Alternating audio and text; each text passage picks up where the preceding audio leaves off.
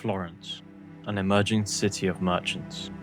Then came one family who redefined power, the Medici.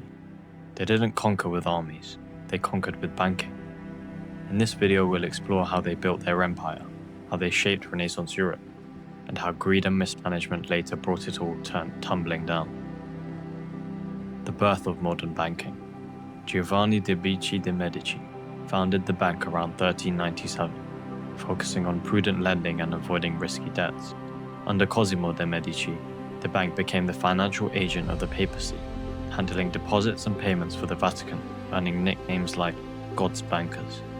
They popularized double-entry bookkeeping, allowing for accurate tracking of complex international transactions, a revolutionary tool later adopted globally. Global reach through innovation and structure. The Medici Bank expanded into Rome, Venice, Geneva, Bruges, London. Each branch treated as a legally separate partnership under a central holding structure, allowing stability and local responsiveness. Branch managers acted like junior partners, motivated to perform, accountable annually. Profits were split and books audited, proto-modern governance model. Without violating usury laws, they issued bills of exchange for international payments, essential for trade across Europe and beyond. The Medici and their empire, influence through finance. Cosimo de' Medici rose to become the de facto ruler of Florence, not through title, but through financial influence, civic patronage, and strategic alliances. When Florence was in debt from war, Cosimo paid the city's bills, winning public loyalty and political control. They became patrons of art and scholarship, founding the Platonic Academy, building the first public library in Europe, funding thinkers like Poggio Braccolini and artists like Donatello and Brunelleschi. The seeds of decline. However, they overextended. Branches in Bruges and in London under Tommaso Portinari made massive high-risk loans that defaulted, straining the bank's capital.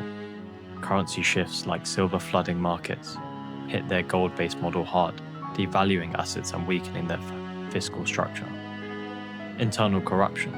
Some branch managers acted like princes themselves, abusing Medici capital and betraying internal discipline. Political invasions, especially Charles VIII's entry into Italy in 1494, sparked mob uprisings. The Medici Bank collapsed under political pressure and immorality charges, its business destroyed in a day.